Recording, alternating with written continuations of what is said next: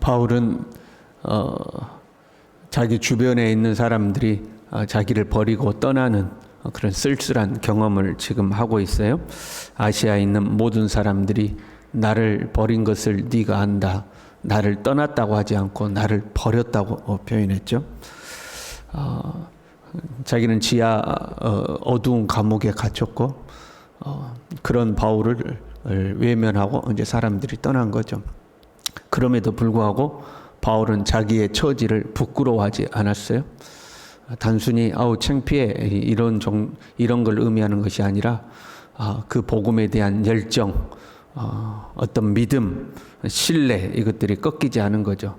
낙심하지 않고 포기하지 않는 겁니다. 왜냐하면 내가 믿는 자를 내가 알기 때문이었죠. 내가 의탁한 것을 그날까지 능히 지키실 줄을 확신했기 때문이죠. 사람들은 비록 떠나갔을지라도 하나님을 신뢰함으로 바울은 낙심하지 않았습니다. 우리도 사람과 어울려 살아요. 사람을 떠나서 살 수는 없잖아요. 우리는 함께 어울려 살죠. 그리고 내 주변에 있는 사람들이 나에게 힘이 될 때가 있습니다.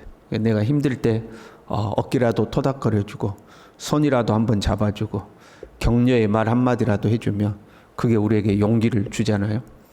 그럼에도 불구하고 우리는 그렇게 서로 어울려서 서로 격려하며 서로 붙들어주고 살아가지만 그 사람을 나의 힘으로 삼으면 안 되는 거죠.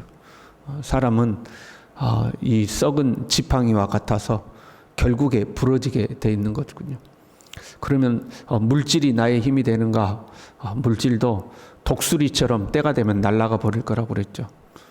사람도 그렇고 물질도 그렇고 내가 의지하는 것들이 이 땅에 있는 것들은 썩은 지팡이 같아서 그 짚고 있다가 부러져서 넘어지게 되거나 아니면 지팡이가 결국 나를 찌르는 일이 생기는 거죠. 그래서 우리는 하나님을 의지하고 살아야 합니다. 오직 하나님으로 힘을 삼고 살아갈 때 낙심하지 않게 되는 거죠. 그런 자신의 처지에서 지금 디모데에게 이야기하는 거죠. 디모데에게 내 아들아 하고 이야기합니다. 아버지가 아들을 권면하듯이 어떻게 보면 이제 마지막 유언이 될 수도 있는 편지거든요. 그런데 그 글을 쓰면서 디모데를 내 아들아 부르면서 아버지로서 아들에게 남기는 진심 어린 충고를 하는 거죠. 너는 그리스도 예수 안에 있는 은혜 가운데서 강하고 너에게 이런 소식도 들어오고 저런 소식도 들려오지만 약해지지 말라 하는 거죠. 너는 강해야 된다. 너의 삶에 이런 일도 생길 수 있고 저런 일도 생길 수 있지만 약해지지 말아라. 강해야 한다 하는 거죠. 우리의 삶에도 똑같죠. 때로 원하지 않는 문제들이 생기고 때로는 막막한 문제도 생기고 내 힘으로 해결하기 힘든 문제들도 생기고 더 나아가서 신앙에 있어서도 시험거리가 찾아올 때도 있지만 그때도 강해라 하는 거죠. 약해지지 말고 강해야 한다. 그리고 그렇게 그런 문제 속에서도 강할 수 있는 것은 그리스도 예수 안에 있는 은혜 가운데서 강하라는 거죠. 다른 것으로 강해지는 게 아니고 네가 힘들고 어려울 때 네 주변에 힘 있는 사람들이 막 모여들어서 너를 도와줄 테니까 네는 강해라. 하나님이 물질을 너에게 막 엄청 부어줄 거니까 너는 물질로 인해서 강해라. 그게 아니에요. 하나님 너를 건강하게 할 테니까 네 뭐 건강해서 강해라. 그 의미도 아니죠.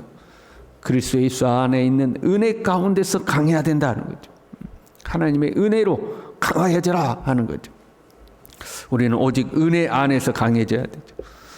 그렇잖아요. 우리 하나님 은혜가 충만하면 사실 어떤 것도 이겨내죠. 삶의 환경이 아무리 안 좋아도 은혜가 충만하면 감사할 수 있잖아요.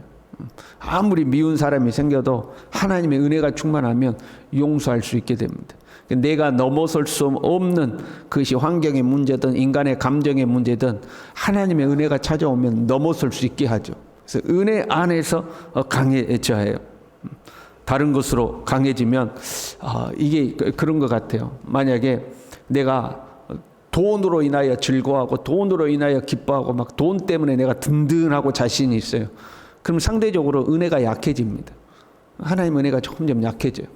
내가 사람 때문에 막 자신 있고 사람 때문에 든든해요. 그러면 하나님 의지하는 것이 점점 약해지는 거죠. 사람도 아니고 돈도 아니고 하나님 안에서 우리는 강해져야 하는 거죠.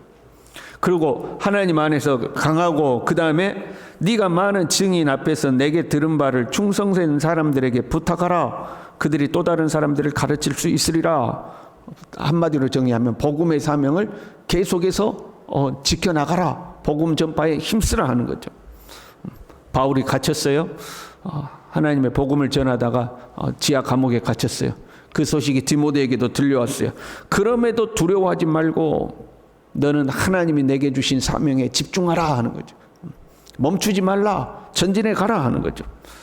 많은 증인 앞에서 내게 들은 바를 이렇게 되어 있는데 많은 증인들에게서 듣고 내게도 들은 바를 그런 의미예요. 나에게서도 들었고 또 여러 증인들에게서도 들은 그 복음, 이 복음을 충성된 사람들에게 부탁하라. 그러면 그들이 또 복음 전파자가 되어서 또 다른 사람들에게 전파할 것이다 하는 거죠. 여기서 부탁하라라는 것은 위탁하다, 맡기다 그런 거예요. 중요한 것을 누군가에게 맡기는 것을 의미해요. 그런데 보세요. 복음을 모든 사람에게 부탁해라 하지 않고 충성된 사람들에게 부탁하라고 되어 있어요. 모든 사람들은요 다 복음의 사명을 가져요. 예수 그리스도를 구주로 영접한 사람들은 누구라도 복음 전파의 사명을 가지고 있어요. 우리가 그 복음 전파에 협력하는 영역과 사역하는 모습은 다를지라도 우리는 최종적으로 예수 그리스도의 복음이 증거되는 것을 위하여 사는 거죠. 그런데 특별히 복음을 전파하는 직접적인 거죠. 여러분 우리가 만약에 선교사를 파송한다고 해봐요. 그러면 선교사는 최전방에서 복음을 전파하는 거고 우리는 후방에서 이제 필요한 물자들을 제공하는 것과 같잖아요. 근데 그 최전방에서 복음을 직접적으로 전파하는 사역은 충성된 사람들에게 부탁하라는 거죠. 그런 의미예요. 모든 사람은 복음의 사명을 갖지만 복음을 직접적으로 전파하고 다른 사람에게 증거하는 지금으로 말하면 목회자의 사역쯤 되겠죠.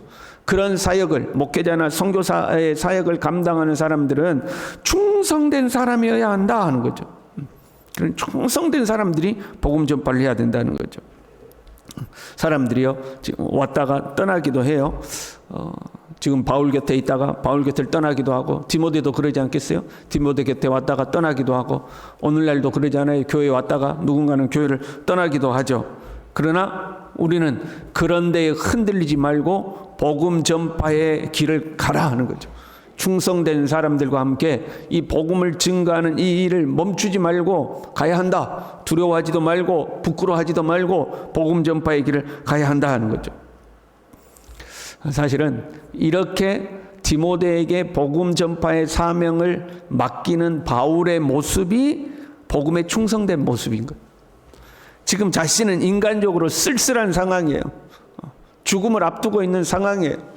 주변 사람들이 다 자기를 버리고 떠나버리는 상황이에요. 그런데 그런 상황에도 굴하지 않고 바울이 부탁하는 것은 복음 전파에 힘써라. 이 복음이 잘 전파되도록 해야 된다.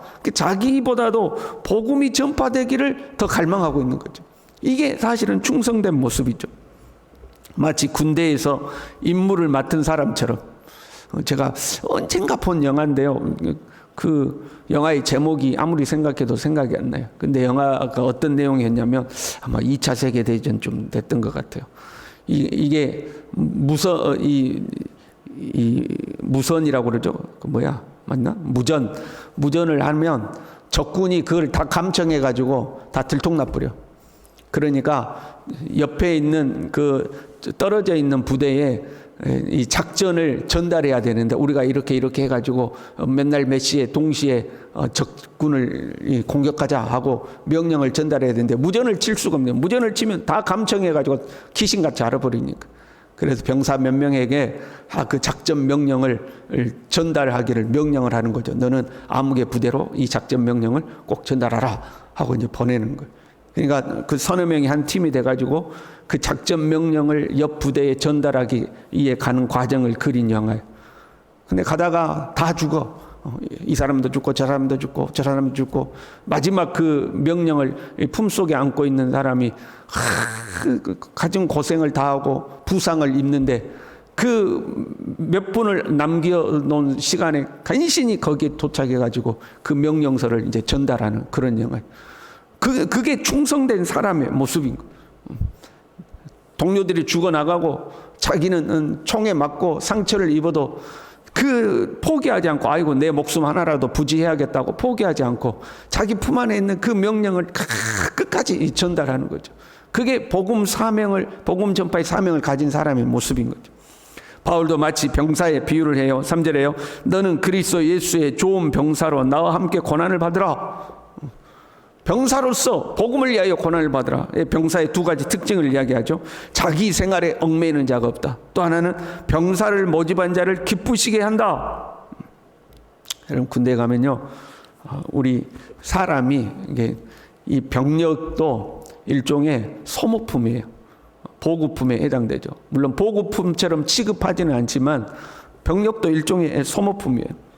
실제로 전쟁이 나면요, 병력도 소모가 되는 거예요. 이 전장에 투입을 하면 이 투입된 병사의 반 이상이 죽을 수도 있어. 그럼에도 불구하고 지휘관들은 투입을 하잖아요. 그리고 반 이상이 첫날 죽었어요. 그러면 그 다음날 다시 또 다른 병사들을 또 투입을 하고 또 투입을 해가지고 우리나라의 그 6.25가 끝나기 직전에 그런 고지전을 했던 지역들이 있잖아요. 하루는 우리가, 하루는 북한이 그 고지를 점령하는, 수없이 많은 사람이 죽어나가지만 계속해서 투입을 하잖아요. 그러니까 소모품처럼 죽어나가죠. 왜 죽음을 무릅쓰고 그렇게 가요?